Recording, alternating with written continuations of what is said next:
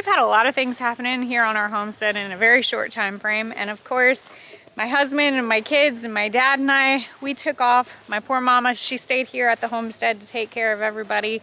And I think she enjoyed herself. But my husband, my dad, and my kids and I snuck down to Matwan, West Virginia. I think I'm saying that right.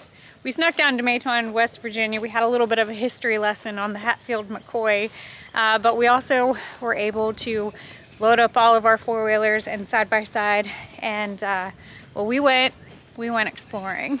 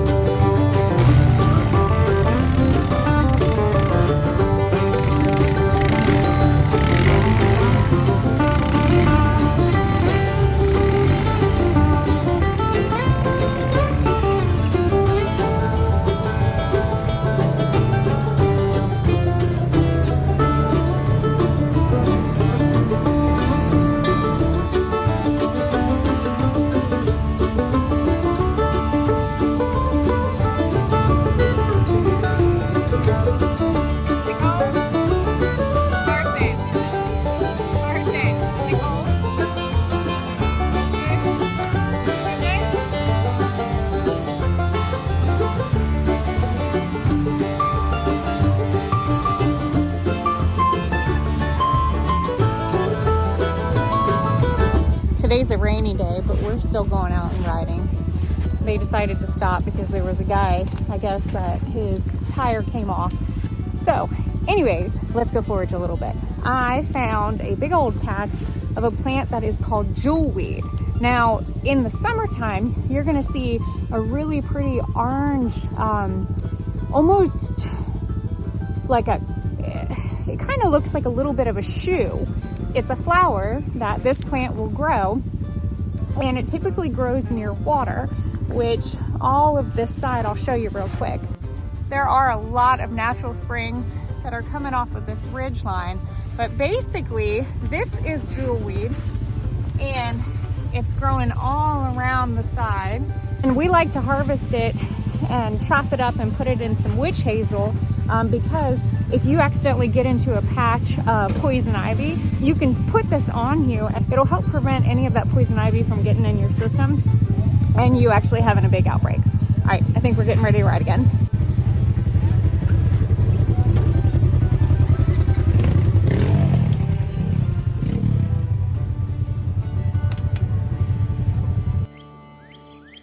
What you doing, baby girl? Huh? What you doing?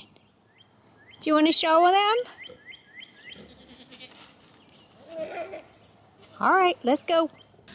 I recorded a video right before we left on our trip, and I actually hadn't even had much of a chance to edit it because I thought that I would have a few days to edit it and then give you guys a little bit of the exciting news on the new addition that we have over here in this field, but I didn't get the time.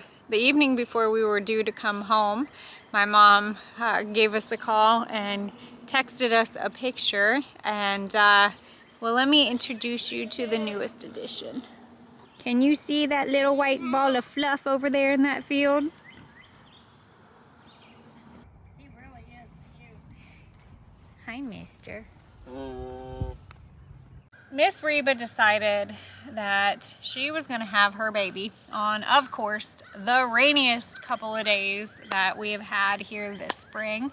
And I am so very thankful, being that she is a first-time mama. She's never done this before, so we were always a little like, okay, you know, what do we do? We've got the vet in the back pocket. We knew, you know, we were pretty much set up for, you know, prepare for the worst, but pray for the best kind of situation. But Reba made a very comfy spot inside the run-in and decided to have her baby right in there, which was absolutely amazing because we've had some cows just decide to have their babies right out here in the field. But the temperature was dropping and it being rainy, I was definitely a little bit nervous. So it really did make my heart feel extremely full, knowing that she was doing everything that she was supposed to be doing as a mama. And she has been a phenomenal mama this entire time. Almost too good of a mama.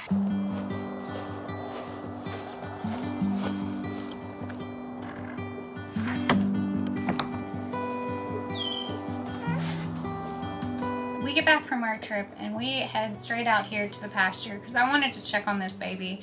I wanted to make sure that he was doing okay, that mama was doing okay. I really wanted to make sure that it was a he and not a she, because obviously I didn't want to raise another bull. And if we do get another bull, I'm gonna look for a different genetic, and we're gonna introduce that later on down the road when we're in need. Right now we've got quite a few cows and still one more heifer that is getting ready to calf any day, so we're good. So I walk over to the fence and mama has him sleeping next to the fence line. I was able to kind of get my hands on him and check him out, make sure he was doing good, and definitely confirmed that he was a he. And so we decided to go ahead and ban him right away. So my entire family came out, grabbed buckets, you know, tried to get Reba's attention, and she was just hot-headed mama and did not want to take that baby out of her sight or let anybody get close, and charged me through the fence a couple of times. I told my husband, I was like, you know, I've seen where ranchers have driven their trucks into the field, and somebody would be in the bed of the truck and they'll grab the baby and put the baby in the truck, and hopefully to do it to obviously not hurt themselves because mama was gonna try to get you. So I looked at him, he looked at me. My son, which I'll show you his farm truck, he purchased his first ever truck, which he's gonna be working on, which I'm very excited for. And I told Carson, I said, all right, get your keys, I need you to drive. So my husband and myself are in the back of the truck, my son's driving, we drive into the pasture. I wish I would have recorded this situation. And I've got everything that I need. Luckily, Reba was being distracted by some treats over by the trough from my parents, and my husband jumped out of the truck, grabbed the baby, put him in my lap. He jumps right back into the bed of the truck, tells Carson, hurry up, you know, go on and drive. So we drive out of the pasture, shut the gate, and I was mainly just giving him a good look over and making sure that he didn't need to be vetted or anything. So there I am. It's a cold, damp day, but I've got this beautiful baby in my lap, and my husband and I basically banned him in the back of the truck, and it was very quick. He doesn't feel it. It wasn't painful. It's just basically a rubber band that goes around his, you know, male part to make him not be able to reproduce anymore. So we get him, give him a good look over, put the band on him, and then put him back into that field, and he went walking right over to his mama, and it was totally fine. I looked over at my husband and I was like, wow, that truly made us feel like ranchers there for a minute. So, you know, it's one of those weird things. Like, when you're homesteading, you do so much for yourself, and you have to improvise, and you have to be able to do things that you never did before, and you have to be able to MacGyver it a little bit. Let me show you some of the exciting things that also happened while we were gone.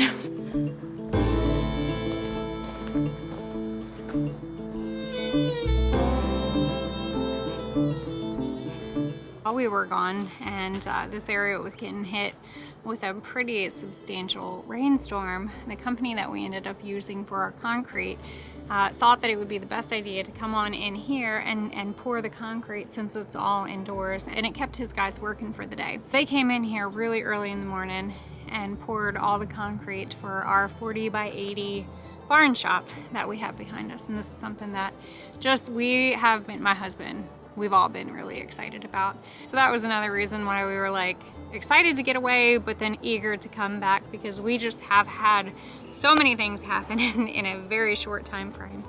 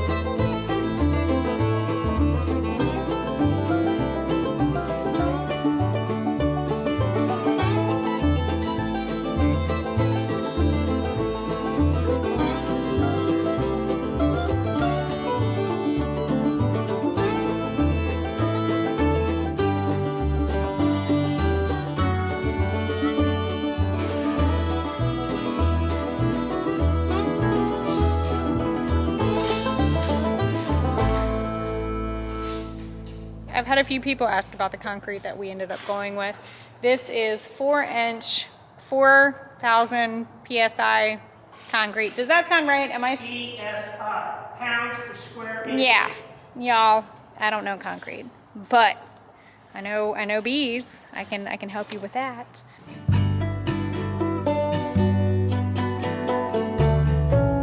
All in all, I am definitely glad that we were able to get away for even just a little bit. And as much as I enjoy taking trips, I'll be very honest. It's hard to leave a place that you love so much and that you put so much work and effort into it. And in all honesty, this right here, everything that we have been able to experience and do here, I don't think I would change it. Wouldn't change it for one bit. And this is my vacation. This is my place where I like to be. Except when we're scrubbing water troughs. I can do without that. All jokes aside though, I hope that you all get to experience and create a space that you want to be in. Thank you guys for watching, and as always, don't be afraid to get your hands dirty and learn something old. Bye guys.